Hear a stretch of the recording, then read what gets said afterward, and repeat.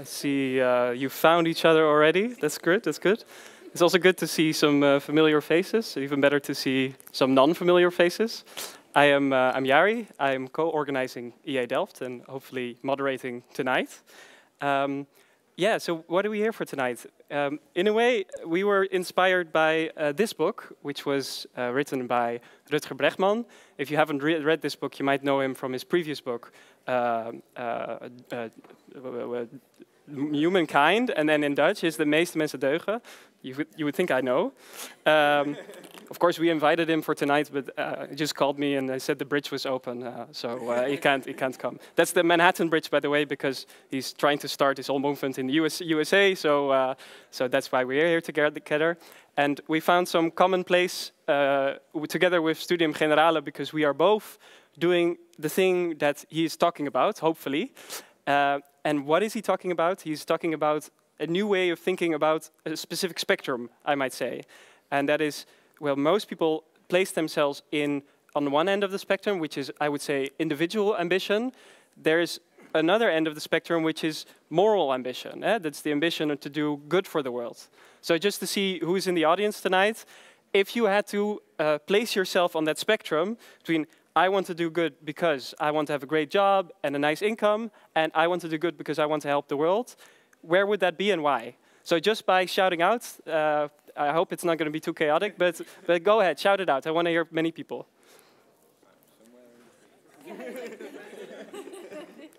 Right? What? Somewhere halfway. Somewhere halfway. And why? I think both of them are important. Yeah. All right, fantastic. Anyone else? What was that, sorry?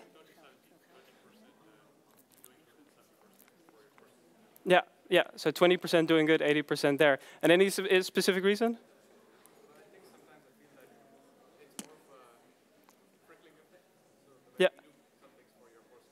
Yeah, yeah, so it's a trickling effect. You do some things for yourself, you also do some things for... Influence your own network. Oh, yeah. The network kind of influences much larger level. Yeah, yeah, yeah. Individual duties and more duties. Yeah, yeah, right. There's a lot of things to unpack there already. So just one last one, yeah? I think like the individual part is like the basis that I need to get, and then the ambitious part where I actually want to make things, that's fantastic. the side. Yeah. That's where the actual ambition is. Yeah, yeah. So someone already challenging my spectrum. It's like the individual part should more a basis, and then afterwards, if you reach that ground level, you can go on. So that's nice. Good to see you somewhere where you are already. Well, I had noticed this already. My background is partly in business, and studying business, we had a lot of individually ambitious people there, right? And now that we are done, some of them have gone on to fantastic jobs, but at the same time, I heard them say, well, I want to also help the world, which I don't see particularly happening. So I wonder in 20 years where we will be. And this is what Mr. Bregman writes about. He is like saying, these people are ending up in bullshit jobs. And what's a bullshit job? A bullshit job is a job that, yeah, it's like, it looks nice, but in the end of the world, at the end of the day, if you're asking yourself, what is it that I'm doing in the world, it's really difficult to answer that question. But then on the other side, so that's people that are individually ambitious, but not idealistic.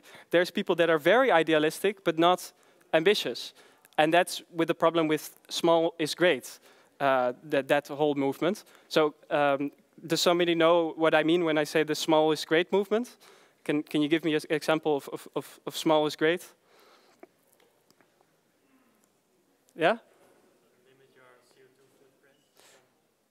Yeah, your CO2 footprint. Although many people will say already that's huge if you reduce your CO2 footprint. But yeah, maybe you can see it as small, perhaps. Yeah. Any others? Small is great. Yeah, you can also think of like turning off the lights, for example. People are like, yes, you have to save energy, so turning off the lights is very important. And he's like, that's all good, and you can build that as a foundation, but you also need to be ambitious with what you can realize with your idealism. Anyways, that's the foundation which we are here to talk about, and we have two fantastic speakers who can talk about it way more than I can. That. And then there's a third speaker, which you hadn't expected, but that's yourself, which I want you to really try to participate. If you have your opinion, you can raise your hand. I'll give you the word just as well as our speakers, and so we can have a nice discussion that. So for tonight, I'm going to ask the speakers one by one to share their perspective on the topic we're addressing today, and then it's up to you to ask questions, and we can have a discussion together. And then at some point during the night, pizzas will arrive, and we have no clue when. So that's going to be interesting to see. And of course, there's admittedly the difficulty. So we are standing up here. I'm even mic'd up. So we are trying to breach that difficulty by you being a powerful speaker as well. So that is for tonight. And then there's only one additional limitation, is that I am maybe a bit biased towards James's side. So I'm asking you to, or maybe Lester at the back from Studium Generale, to adjust myself if I'm asking too many questions of James. And no, but we'll be fine. OK, without further ado, I ask James to come up. He has a background in liberal arts and in philosophy, and he's now co-directing EA Netherlands. Please, James. Hello. I was debating how I was going to stand. I've decided I'm going to go for the nonchalant lean. Let's see how it goes. Tell me off if I go over this line. I've been told by the filmers not to go over that line. So, yes, 7 or so years ago, I was about to finish my time at university. And unfortunately, I had no idea what I was going to do with the rest of my life. Unfortunately, I'd studied philosophy, so no one else knew what I should do either. I just knew I wanted to do good. Since then, I've spent a bunch of time around the effective altruism community. You know, I co-lead the national organization. And I've learned a few things that I think have been helpful to me. And maybe I'll be able to share some of those things with you tonight. And I kind of want to make 3 claims, tentative claims. And I want to see what you guys make of these 3 claims. So this is part of the Power and Privilege series organized by SG. And tonight the theme is moral ambition. So I've got a claim on each of those 3 themes. A claim on privilege, a claim on power, and a claim relating to moral ambition. So the first claim I'm going to make is about privilege. Now, I think, speaking frankly, that the people in this room are amongst the most privileged people in the world, easily. Even if you're just a student and you don't have much income, you are studying in the Netherlands at one of the world's best universities, and therefore it's probably likely that when you graduate, you will earn at least the average income in the Netherlands. And that's around 35,000 euros. Now, to compare that to the rest of the world, this means you are supremely rich. You will be richer than 97% of the rest of the people in the world. You will be in the top 3%. So, really quite privileged. That's my first claim. My second claim is that you have a lot of power, perhaps more power than you realize. With that privilege that I spoke about, you have power. Money is often used powerfully. So, for example, if you were to donate 10% of your income, you would still be very rich. You would be in the top 4% of earners worldwide. You'd be richer than 96% of the world's population. But you would be using your power to really help others. And what's important to think about is that it's not just the quantity of the donations that you give, but the quality of the donations, where you send them. I've got a quick question for you. How much more cost-effective do you think the best charities are in the world versus just average charities? Please shout out answers, and do it quickly, because we've only got 5 minutes. 5,000 pounds? But 5,000 times. Okay, so the best charities are 5,000 times better than an average charity. Any other guesses? 100 times 100 times. Any other guesses? Go on. One more guess. Shout it out. No? Okay. Well, you guys are very well informed, and you've ruined my presentation. So when people have been surveyed about this, people generally think actually the best charities are only 1.5 times more cost-effective than the average. And this is just not the case. When experts are asked the same question, they tend to agree with some members of the audience here. The actual number is the very best charities are 100 times as effective as the average. So you've got immense privilege, you've got a lot of money, and you've got immense power. You can use some of that money to help others, and if you spend it effectively, you can actually make a huge difference. My third claim is about your moral ambition. I think if you believe in these two claims, this has important implications for how you go about doing good. I think you can be more morally ambitious. I think you can think seriously about your donations, and I'd recommend the organization Giving What We Can for that.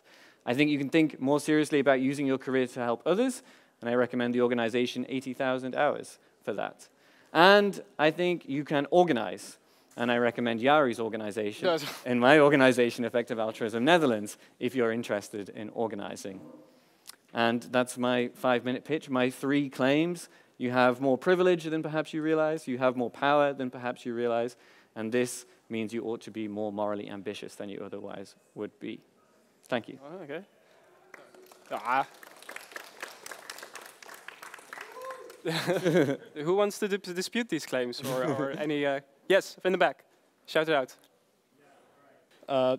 With regards to income, or with regards to privilege, it's true that we are extremely privileged in the position that we are. That's a very, I'd say, objective, very hard to dispute. But what I would bring into question is the scale which you're describing.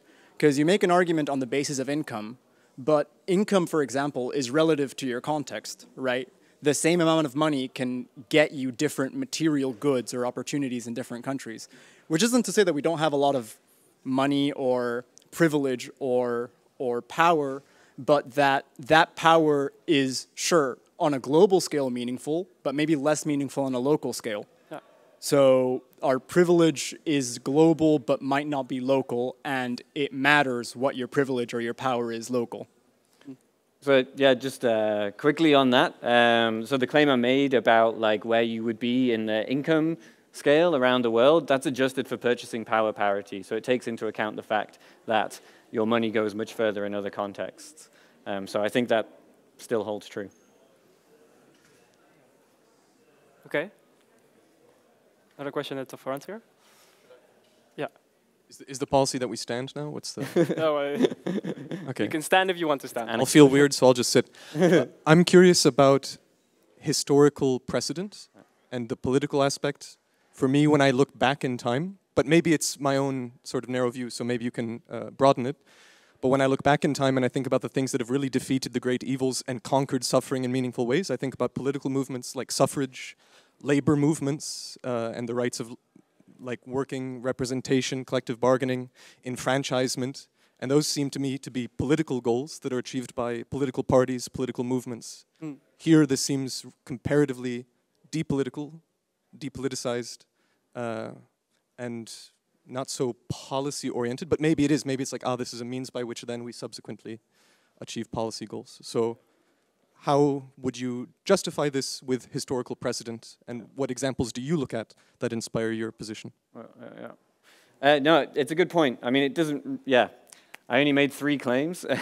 Certainly, I do believe that political change is a key part of improving the world, and lots of effective altruists and effective altruism organizations engage in trying to bring about wider systemic change. So I 100% agree with you. I think what's interesting is the origins of the EA movement. I mentioned an organization, Giving What We Can, which provides donation advice. And the origins of that was, there were some graduate students in Oxford, and they were like, man, the world is kind of messed up, and I find it quite depressing. And, I vote, and I campaign, and I study, and I try to make the world a better place, but I'm not always sure whether I'm actually making a difference. But I do see that some charities are actually particularly cost effective. So what I'm going to do is I'm going to try and give what I can. And I'll do that on top of this other political campaigning or whatever that I'm doing, and at least then I can be certain that my donations are making a difference. But I definitely would not want to claim that you should stop at your donations or stop at your career or not work with others to achieve ambitious goals. Yeah.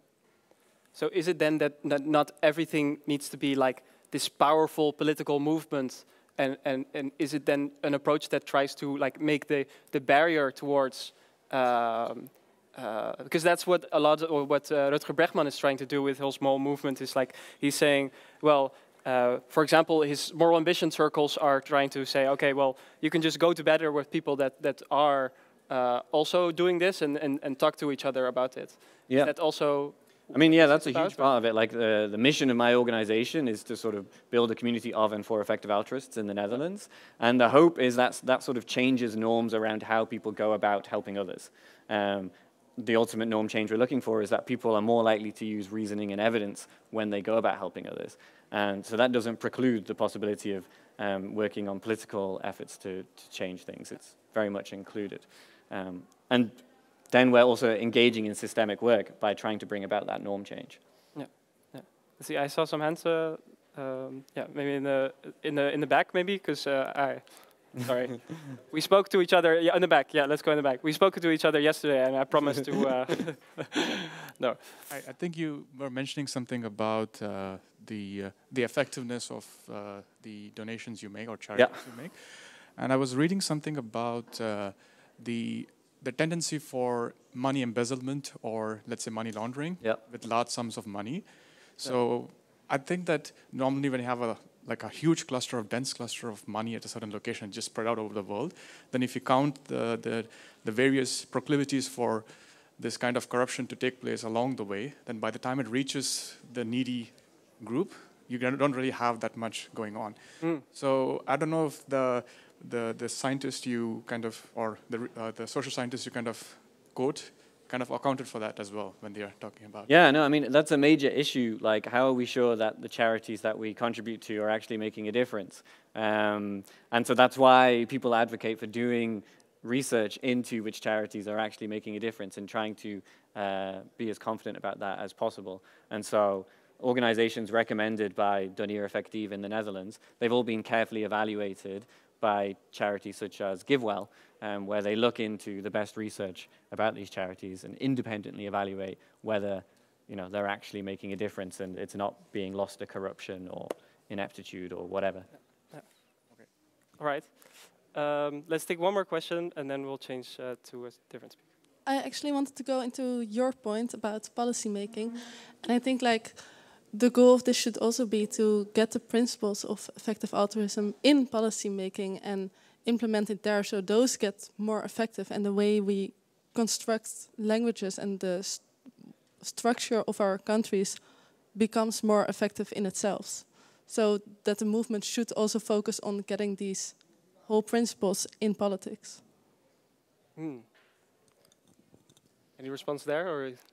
Yeah, I think I broadly agree. Again, it wasn't in my opening remarks, but I think a huge part of being morally ambitious is doing sort of careful prioritization. And you can do that at the level of an intervention, like, okay, which intervention is the most cost effective? But some would argue actually that the more important part is like, okay, which are the most important issues?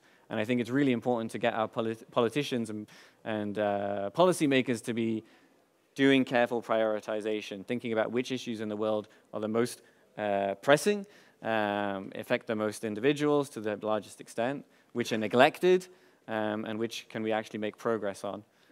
Yeah. There are big steps to make there. Okay.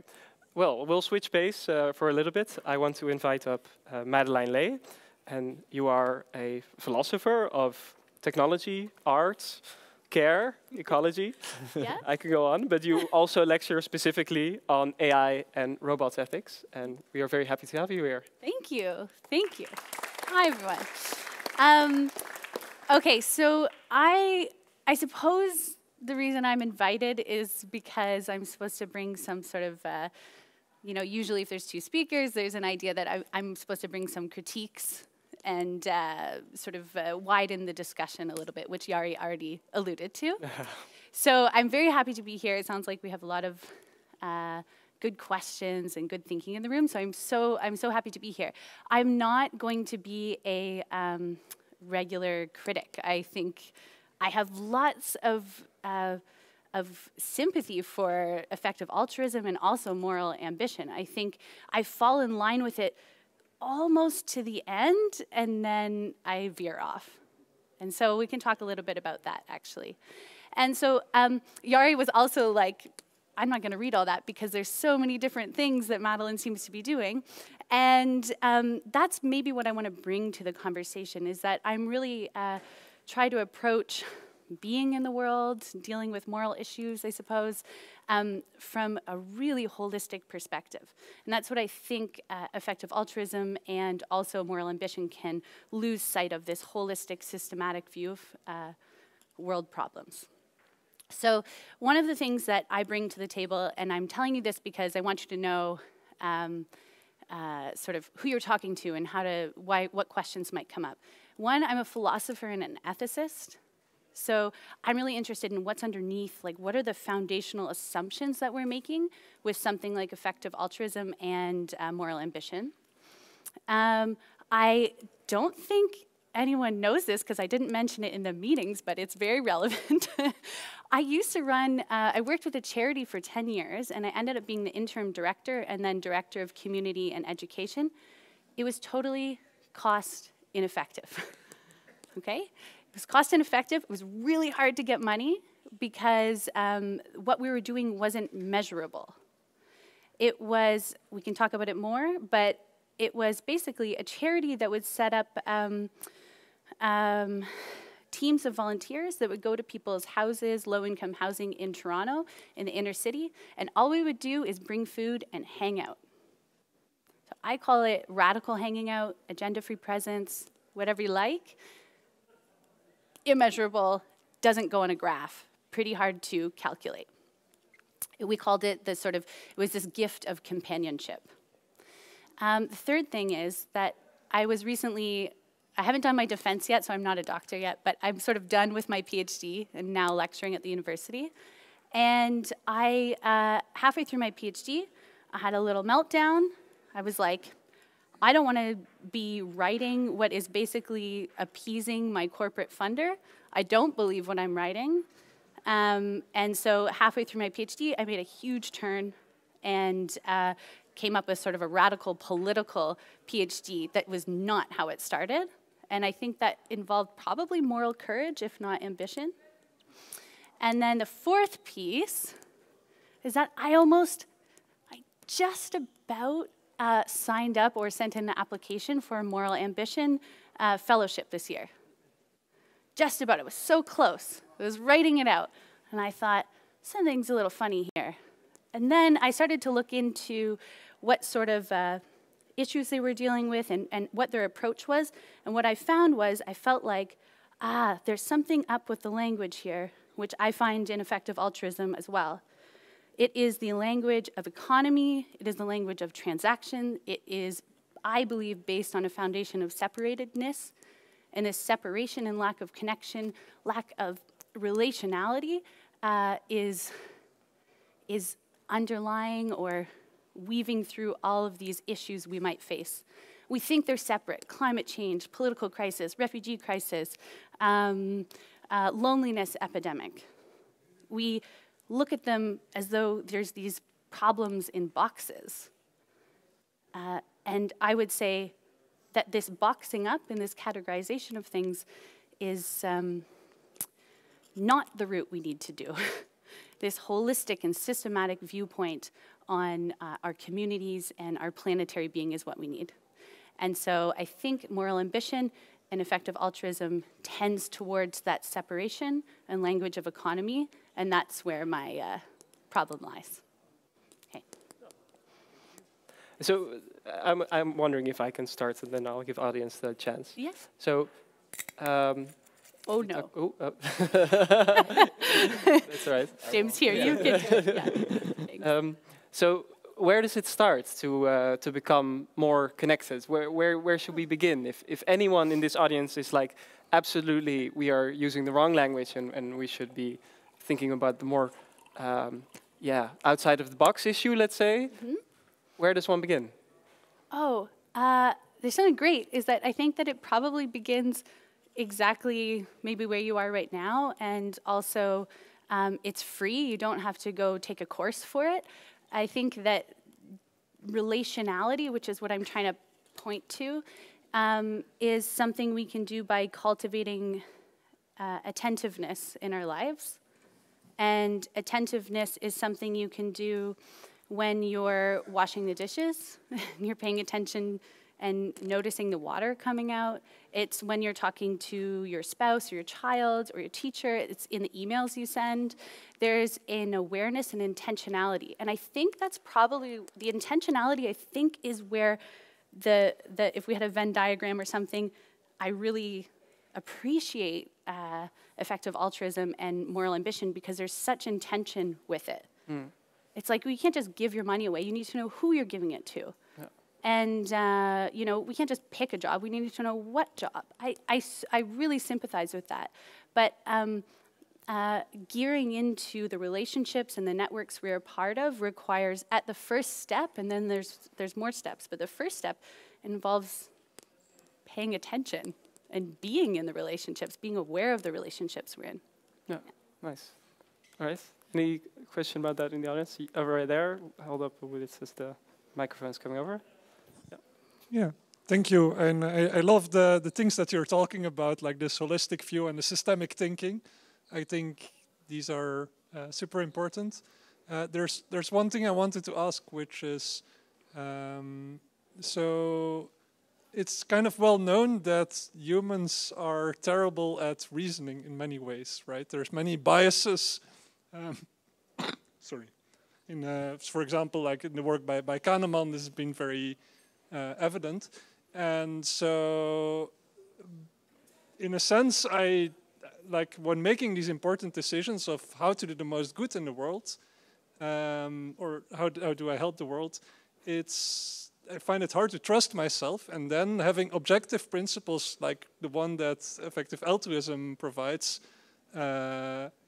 feel like they give some kind of hold, right? They give me a concrete guideline, even when my own thinking, might mislead me. Yeah. So how do you think about that?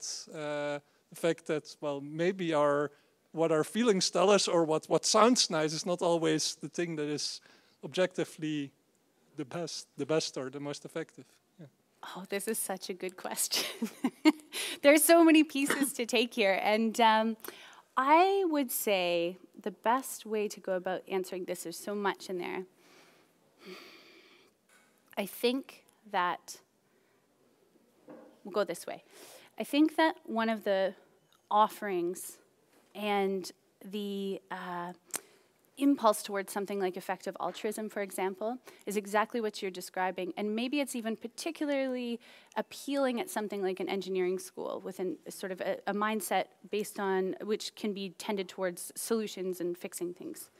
And what you're describing is like, there's clarity, right? That's what you're saying. Like, there's clarity. I know what I'm going to be able to do. What I'm inviting you into is something much messier. So you might not like it, because I think that we need to become more comfortable with a lack of clarity. I think that we need to be more comfortable with not knowing. There needs to be a cultivation of humility. We don't know how to fix everything, and it's okay to not know, and to move within that uncomfortable and messy space. When things get too tidy, as I said, in these boxes, I think we're abstracting ourselves from life. And I know I should keep the answers short, but I just want to say one more thing. I think your feelings matter. I think your feelings matter a lot. There is Absolutely. a long history, intellectual, cultural, scientific history in Europe, in North America, of distancing ourselves from our bodily knowledge and from our emotional knowledge. And I would say, oh my goodness, we need to get back in touch with that. So I would say that's very important, how you feel. Yeah. Well, because it's where it starts, right? It should be where it starts. At least that's where I come from, a feeling out of myself, like I want to help other people, and it should also be where we stay. Please, the microphone. Okay, so a few questions. So your critique on effective altruism was how it puts things too much into boxes. And just to check if I understand correctly, you think we should look more at the relationships between all those problems and how we could solve it from there? Yes, and also I think one of the important things is that I don't think a overarching system or rule or formula is going to be contextual enough. Yeah. Okay, so you think we should kind of make it less rational because that's just not how this world is, and that's just not possible to rationalize all the problems we have in the world, and in that look more at the feelings we have about those. Yeah, this is maybe how I felt 2 years ago. And then, very helpfully, I came across the work of Nora Bateson, and I know there's some fans of Nora Bateson in the room. And she said, she's like, there's nothing wrong with linear thinking. Like, there's nothing inherently wrong about putting things and making sense of things into their boxes and finding definitions. The problem is when we stay there and pretend that's what life is. We need to be able to have the ability to move back and forth between the messy complexities and then gaining clarity and then going back and forth, I think, is the key.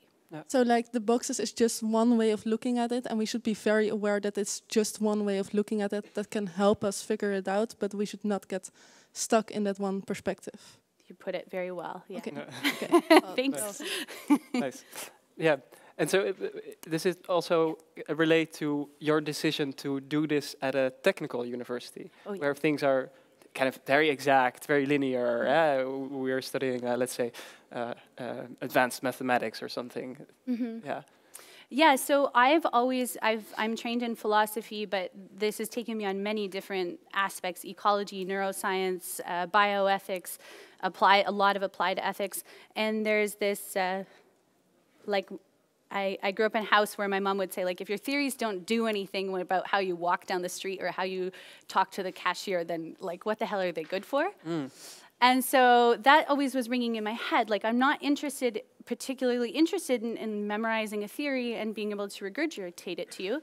I am interested in how Kant's moral imperative, changes how I speak with a barista or something like this. Like, I'm really interested in how it acts in the world. And what I found was I was doing 2 years of a PhD in Canada in science and technology studies.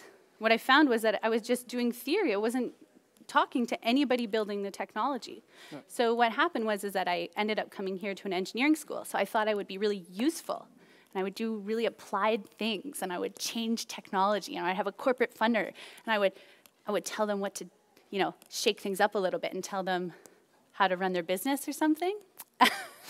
This was my big dream. And then I quickly realized that I think some philosophy can do that, but myself, and I think we can talk about this, is like, what do you have to offer? That was not the best thing that I could offer me. What the best thing that I could offer was something much more creative, much more political, and much more radical, I think. And so I actually have this part in my dissertation where I talk about the value of useless philosophy, of just being able to ask, just being able to ask big questions and keep asking without coming up with a solution and without coming up with an answer. Yeah. It's not something to put like in a business policy. It's not something you can, always just figure out, like, measure what its impact is. But I think that it's important nonetheless. Yeah, nice. So one question back there, I think, or? Oh. Sure. I had this, I was reading something about the experience economy, as how they say it right now, like how the companies or corporates generally move away from having material goods to having more experiences, and that's how the current consumers are trying to shift towards. And in this era of instant gratification and extreme hedonism, how do you actually convince people to kind of like let go of their temporary quality of life so that in the long term they can have a much more radical change? Is there an example in which that can be? Right, so how are you able to sort of, I wonder, I think it'd be good to also, I feel like James and I could come up with an answer together that would be really beautiful, but I won't put you on the spot. But we can talk about it later. But because one of my answers is something called, I'm not trying to do like a Nora Bateson lecture, but so there's this line that I wrote down that I thought would be helpful tonight. She calls it intimate activism. And it's this, so I think we need James's point of view, which can be more like, I don't know, scalable, let's say. But then also, if we just focus on big projects that are going to make the biggest change and scalability and these sorts of things, we might be checking our emails while we're about to buy something and not look at the person in the face, in their eyes. And I think that, what is it, small is great? Yes, I think small is great. I think I might be a small is great person. I have to look this up when I'm done. Yeah. I think that there is immense power and ability to make really profound ripples when we dare to commune with each other, when we dare to look up, like I'm looking at you right now, when we dare to look up from our phones, from our devices, when we're walking down the street. I think giving people, having a feeling of connection is so important. So, because I don't know if you've noticed this, like, let's say if you go like 5 decades or even longer than that and compare it to now, I think as a whole, the society has become more atomized in that sense. Yeah. So you have become more clusters. Yeah. So how do you actually like make them glue all together to kind of get a more cohesive unit and kind of go back, maybe not to an older time, but something which is a slightly different future in that sense? Is there a kind of path we can take? Like, for example, how do you convince people to kind of say, like, hey, try to make these small changes? Is there a kind of a strategy in which that can be implemented? I guess what I'm not trying to provide is something that's going to be, I'm not going to be able to provide you with a strategy, an overarching strategy, and I guess that's sort of part of my point. And I think that I really liked how you said not going back, but maybe something in the future. And I think sometimes when I'm talking about technology, people say, well, we can't go back in time. Like, I'm not talking about a time machine. I'm talking about how can we move forward in a way that is more connected and more together. And I think seeking out, and I guess James will probably have some thoughts on this, on community building and seeking out opportunities to meet with people intergenerationally, interculturally, all these sorts of going out and seeking out. Yeah. But of course, our devices keep us often at home or with just our friends, right? So I think these community spaces, like right now, there's a lot of different people in this audience. So take an opportunity to have a slice of pizza. Oh, I was going to say it. And talk to somebody you don't know. Yeah. Well, that's a fantastic invitation to continue the conversation with each other or with us. There are slices of pizza over there, and please grab a drink, which we have been provided, and we'll continue after like 10 to 15 minutes. Thank you. All right, so we've got off to a nice start. And now what I would like to do is to continue the discussions you're having now. But I'm inviting our speakers who we've asked to share or prepare a little dilemma for you all to present that to you. And then in groups, we can discuss that with people who are around you, maybe the same people, maybe people you haven't talked to before. And yeah, let's do it that way. So first we have James, who has prepared a dilemma for you. Sure. So yeah, I've got a dilemma for you. I can't claim it as my own. I've stolen it from someone else, full transparency. So this comes from the philosopher Peter Singer. And some of you may have come across this dilemma before.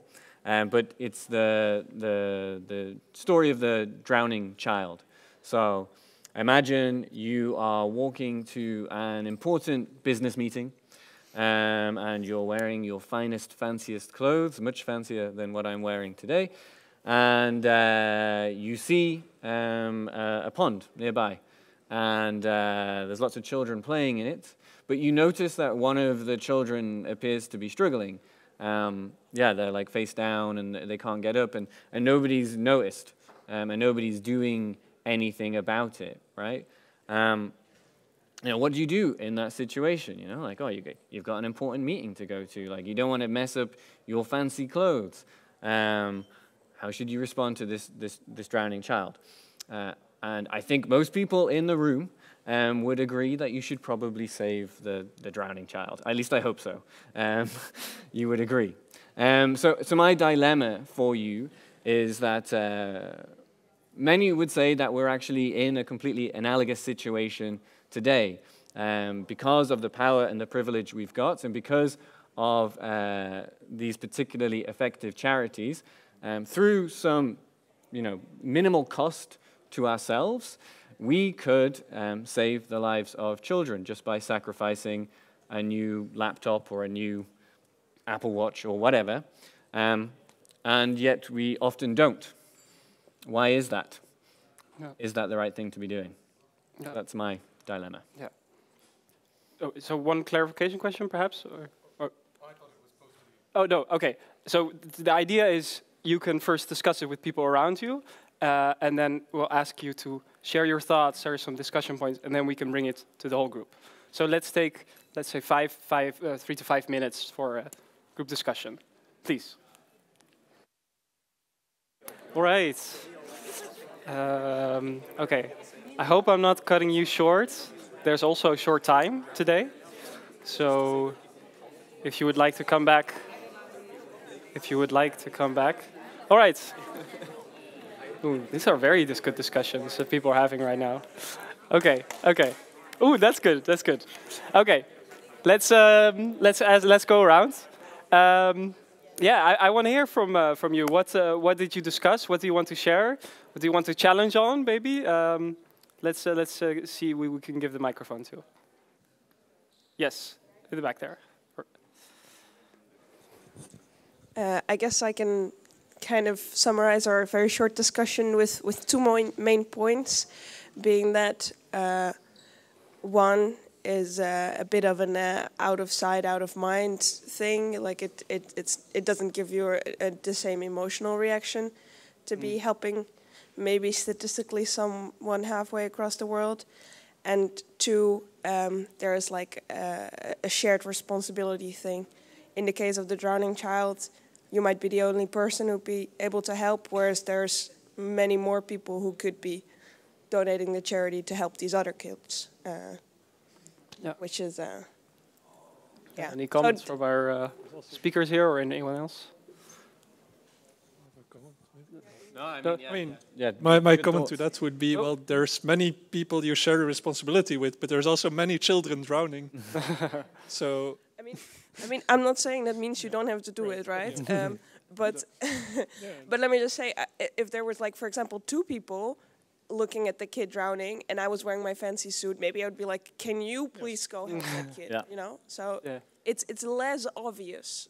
I think it's a good answer to the question, like, why do we feel differently about it? Like, I think it is key that there is the difference in responsibilities and whether that's shared or not, and also sort of the emotional thing. And I think maybe it's something like we're evolved towards partiality, to care more about people in our immediate vicinity, because evolutionary, that's like an advantageous trait to have. But then my question is like, okay, maybe it's good for evolutionary purposes, for passing on our genes, but is it like actually morally the right thing to do? Might we be better morally if we are more impartial? Yeah. And then there's the interesting cases of where there's accidents. Sometimes the more people are around, the less anyone is likely to help. And so, yeah, that's also the danger with this case. Some people, you choose, Lester. I think something that we came up with, something that was brought up was that Well, you either could argue that you simply do have a moral obligation to your immediate surroundings more than you do to a global context, which isn't necessarily a binary, but simply just, I think that's a pretty defensible position. And from a more within the thought experiment is that there's a bit of an information problem. If I'm wearing my fancy suit and I'm on my way to a meeting, I can immediately see that there is a drowning child. I know this child is drowning. I know I can jump in the water and I will make a difference. When it comes to donating charity, there's millions of charities, or well, maybe not millions, but there's thousands of charities, there's thousands of problems, there's thousands of different ways you could help even within charity. And I'm not very educated, but I presume also hundreds of effective altruist organizations claiming that actually no, this one problem is the one that we can have the most cost-effective change. No. So it's not as trivial to know I can jump in and I will save a child, because there's a lot of different options, and you can kind of get lost in that. Yeah, nice. Thanks. Any comment there, or? I don't know whether Madelaine wants to say something.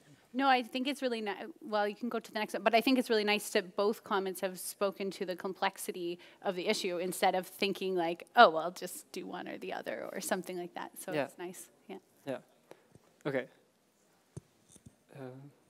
I wanted to go onto your point that we should maybe be more impartial, and in part I do agree with that. But on the other hand, while with helping people next to you, you do build community.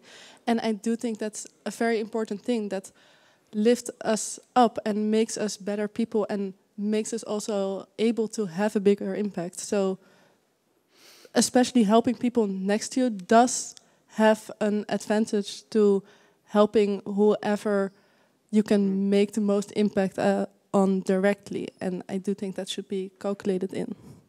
Or well, maybe not calculated. Learn to be careful. All about. Yeah. Yeah, nice. Yeah, I think that we spoke about that a little bit at the break too, and when I was speaking before too, is this, I don't think I think our impartiality is also something sort of constructed. Objectivity is not something we can really achieve anyway. So promises of being unbiased, unprejudiced, unobjective, this a God's eye from nowhere is what we might call it, is made up as well. And it's a particular viewing of the world in itself. And so and I also think that what it's trying to do, and has a long cultural history, is what it's trying to do is push away the emotions and push away the body. And in the case where the child is drowning in front of you, that should gut you, right? That should gut you, and it should. That's fine. That's as it should be. You said you felt like a visceral response. Yeah. I think the bodily emotional response is we can up the sensitivity, up the political sensitivity. Hopefully, yeah, I'll leave it there. Yeah. Okay, there's just one more, yeah.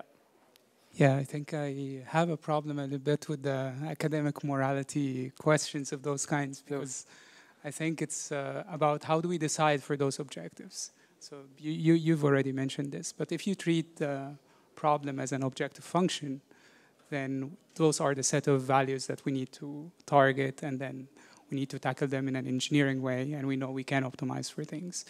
But then my question is, how do we construct those set of values? Because the word is very complex, it's multi-objective, and then how do we decide on this in that sense? So it's a more of a broad question, and then, for instance, I'm sorry about EA, if we you know, for approaches like you can earn what you can, or you can give what you can, right? Yeah. And then you end up with a situation like SBF, for instance. And then, you know, like people can get very, very rich, you know, disregarding everything. And then I'm doing good. Who's against that I'm a rational person? I mean, of course, I would do whatever I can in order to earn, in order to give, and then nobody can question my morality anyways. Well, perhaps Madelaine, you can answer this question in a way with your dilemma, which I believe leads over into that. Yeah, it does. I think Okay, so I told Yari that I was going to do things a little differently. Oh, yeah. He's given me the ability to do so. And the reason is because what I was already saying a little bit is that philosophical thought experiments, of which I'm very familiar with my training in philosophy and ethics, something like, who's heard of the trolley cart example? Yeah, so many of you maybe have been forced to answer, sort of, and forced to discuss. And something like the child and drowning in front of you, or maybe there's a lifeboat where there's only so many seats. These are the kind of questions that we bring forward to people in ethical discussions and ethical education. I think that these are the motivation is that they're going to pull on our moral intuitions, and that's what we can talk about. I think you should be going away crying if we're actually talking about a child drowning, right? Like that's to sit and talk about it as if it's without an emotional response. That's something to pay attention to, I think. And it is exactly this sort of abstraction of morality, this getting out of all of the knots and the guts of it is, I think, the trouble. So I'm not going to give you an abstract ethical problem. Imagine I did, twist. So I'm going to do something different, and I wasn't sure exactly how to do it, but now somebody came up to me in the break. There you go. Somebody came up to me in the break and asked a really good question. He was asking about contemplative practices, and that really is an important part of my work. And I want to do an experiment with you. I don't think I need to give you an abstract problem because I think you have moral problems, issues, things that make your stomach a little bit tight. I think you have them in your life. I don't need to give you one. I think that there are some things that you are worried about, you are morally overwhelmed about. At least I know I am, for sure. So what I'm going to do is I'm going to guide you through a very short breathing exercise. And what I'm interested in hearing is that I want to source the worries from you. And then we can see how, as you were saying in the back, how many different pieces there are to this puzzle, if we can call it that. And I'm taking the practice from a UK-based research organization called Perspectiva. And they run something called an anti-debate. And an anti-debate has been developed over the last 3 years to be able to cultivate, to get a group of people, 25 to 30 people in a room, to talk about contentious issues, issues they don't agree on, where there's discord, and still manage to have a generous conversation, still manage to hold the discord, and maybe even have respect for the discord. It takes 3 hours long. I'm going to be running one in December if anyone's interested. And so I'm going to take a teeny little practice from that, where at the beginning of the anti-debate, you start sourcing what's on people's hearts, what's in people's stomachs, maybe, what's making your chest tight. Okay, so who's done meditation before? Okay, quite a few people. Who has done breathing before? Yeah. I have done breathing. Okay, good. Okay, good. You're fine. You're fine. You're fine. If you can close your eyes, it'll take just a couple of minutes. I think it's fun in the library because we can listen. So you can close your eyes. If you don't feel like closing your eyes, that's uncomfortable, just look at your shoes. And you can put both of your feet on the ground as best. And I want you to just start by putting your hand on your belly and just take a big breath, like a big inhale, and a sigh out your mouth. Let's do that again. An inhale, and a sigh out your mouth. And just take a minute to listen to your surroundings. Get a bit grounded here.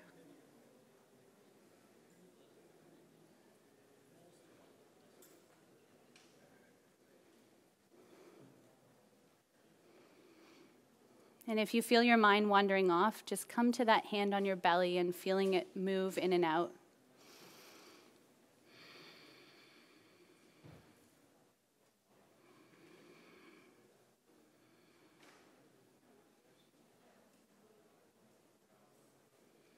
And you can send your breath even lower into your hips and get some spaciousness there.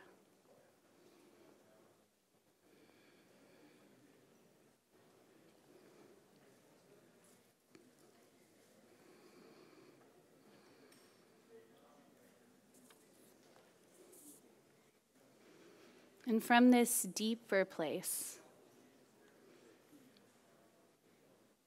I want you to ask yourself these questions.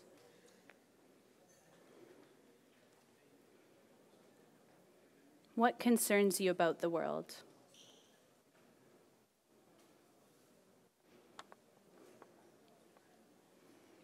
What concerns you about the world?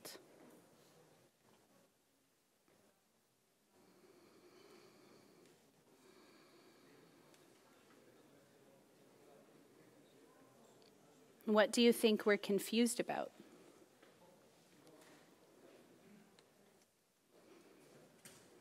What do you think we're confused about?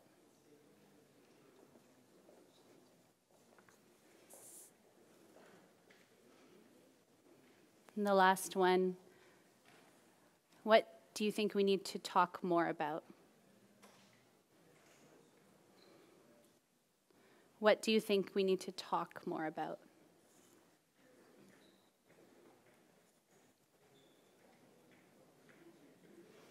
Okay, take one last big breath in through the nose and out through the mouth.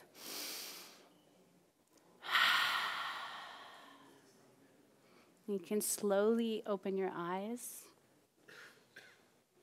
Thank you. And we'll move into small groups, yeah? 3 people. And if it's appropriate, if it's comfortable, you can share what you came up with. And then we'll come together as a group to hear the various pieces. Okay?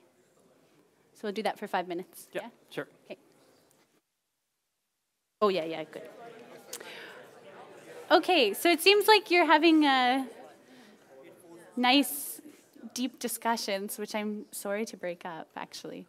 I think for a few minutes what we'll do is maybe some people can share what came up in their group. Was there, or their pairs, some things that were there similarities, differences, and maybe if I think it's nice to hear, because we're all here because we're interested in this question. So I think that there's something like affirming to feel that you're in a room with people who also have worries and concerns. So I'd love to hear. I think we'd love to hear from you. So if some people can share some things that came up in your meditation, but also in the group discussion.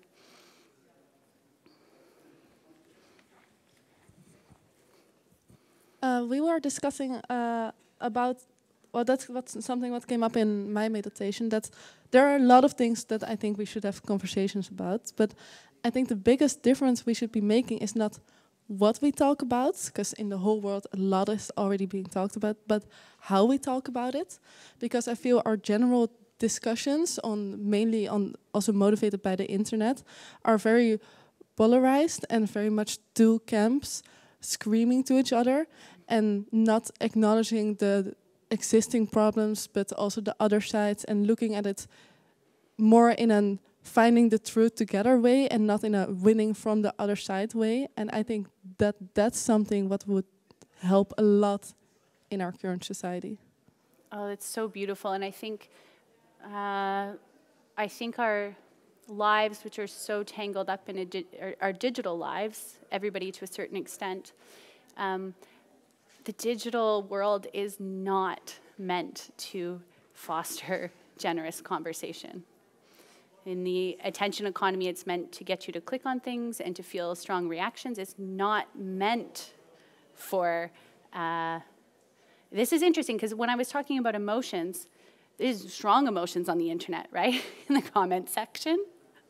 But what I'm talking about is to be able to maybe find something more like of a centered emotions that aren't just, you're not being pulled and swayed into these various ends of the spectrum via the digital world, but rather able to have emotional connection with people in front of you. Yeah. Yeah. What else came up? Yeah, in the back. Hi. What we discussed and what I specifically think was that I couldn't find a specific answer at all. It was just the fact that even sprouting from the same discussion, that even though we are so well connected in the name of internet and media, we are still so disconnected from everything.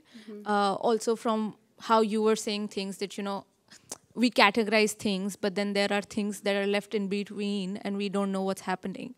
I'm here, I am privileged, yes, but there are so many things that I know through media, or like it's reaching me, yes, but do I actually know it? Do I know it enough to have a strong opinion about it? There are so many times that I would rather just sit silent because I don't have an opinion about it, and that just shows that we are so our capacity to feel strongly about things is only decreasing. It's only going downhill. And then that just makes, what does that make us, and where do we go from there? Oh, I just want to say that I think that many of us can share that feeling of overwhelm. Like you're overstimulated, oversaturated with things, and opting out of that is hard because then you feel like, well, what if I'm not informed? Does anybody, I bet you there's people in this room that have ways of either, does this speak to anyone else, or do you have ways of managing your news intake or something like this, or something that might be helpful there? Yeah, I see a nodding head. Yeah, were you nodding? No.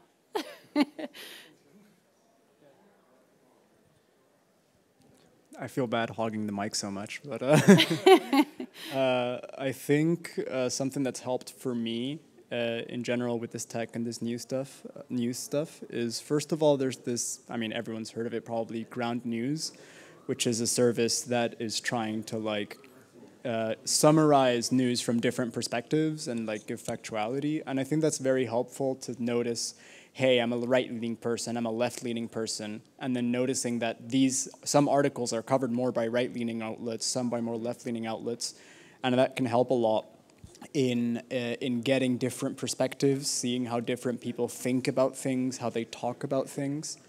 And also for me personally, I have something called minimalist phone, so my phone looks really boring. Yeah. I'm a computer scientist, so this actually scratches an itch for me, and I think it's a good design. But what it helps is it's all just black background, white text. You click on the thing, and it tells you, do you want to stay for 5 minutes, 10 minutes, 15 minutes? And then it reminds you, hey, it's been 10 minutes. Do you want to stay here? And I still use my phone too much. But for example, I use a lot less of Instagram, but a lot more of Reddit. And I think that even if you might still use your phone too much, this helps to push you into the kind of media you want to consume. Yeah. Because then, yeah, so I think that those are maybe ways that I feel help a lot. Let's go for just one more. Sure. So my recommendation would be very conscious about what you choose to read, and to social media kind of encourage us to, they constantly bombard us with new things from people we don't know or such.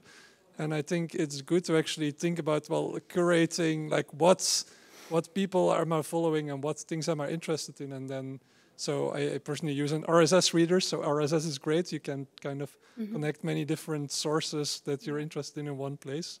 And then I'm not exposed to YouTube's algorithm, for example, because you're just watching the things that I want. And another example of this is, I guess, social media, Mastodon, where also, unlike most other social media, you're not getting constant suggestions, or you don't have an algorithm. You just get the people that you're following in the order that they're posting things, which is great. Yeah. I would just, I think I would just end by saying that I've done this exercise a few times in a few different places, and I think the separation piece comes up so much, as we were discussing too. Set at the very bottom, people are feeling a disconnect and a separation, and then also this feeling, and then what I also hear coming out a lot is this feeling, as discussed in the back, this feeling of overwhelm. You're just like, what can I do? And don't feel like you can do very much at all. And so those two things come up so much, and those are the things that we can tend to, I think. Okay, well, we're almost reaching the end of their time, actually, unfortunately. But James, do you want to share some closing thoughts? Oh, closing thoughts, wow. Yeah. I had not prepared any. One thing I did want to say, I did really love the fact that when you're asking about solutions, about like feeling bombarded with media and blah, blah, blah, blah, obviously, we're at TU Delft, and everybody gave very technical solutions. Like, oh, I use this app, I use an RSS feed. And that was very on brand. I really liked that. Yeah. And I also wanted to thank my interlocutor for a great discussion. You were talking, and you were talking as well earlier on about how easy it is to fall into polarization and the importance of interacting with people with the intention not of like winning an argument or something like this, but trying to understand the other person's perspective. There's a great book on this, which I called the Scout Mindset. And I think Madelaine did a really good job of that, and you guys, as an audience, did a really good job of that this evening. So thank you very much. Fantastic. Well, unless you want to still share something, well, you already also I have a little, maybe I just, yes, go ahead. I give you a piece of homework. Okay. We're at a university, I'm a lecturer. So my little piece of homework is, I think even in these conversations that I'm hearing, I feel like there's a ripeness for this. So my piece of homework is sometime in the next little bit, do something incalculable. Do something irreplicable that doesn't fit into a formula or a prediction model, something that seems maybe even spontaneous or surprising. It could be and scary a little bit, like bringing a basket of fruit to the neighbors who just had a baby. Like that seems kind of radical, I bet, for a lot of people. Like maybe talking to your neighbor who you've never talked to, going to a community event and chatting with people at the coffee table that you don't know. Do something that you don't expect, that other people might not expect, and you might be able to come up with something beautiful and surprising and connected. Nice, nice. Yeah, that's a fantastic thing to round off on. Myself, I just wanted to show one more thing. We are, of course, from EA Delft, and if you like these kinds of things, we are running a whole intro fellowship of 6 weeks where you can learn more in depth about the science which is made behind decisions that James has to talk about. Or if you like more specifically these kinds of events, our friends at Studium Generale are also hosting it's a whole quarter about power and privilege, where similar activities will take place. So choose your pick, and we hope we can continue this discussion. There are more drinks over there still, and we'll be standing here if you want to talk to us. Thank you.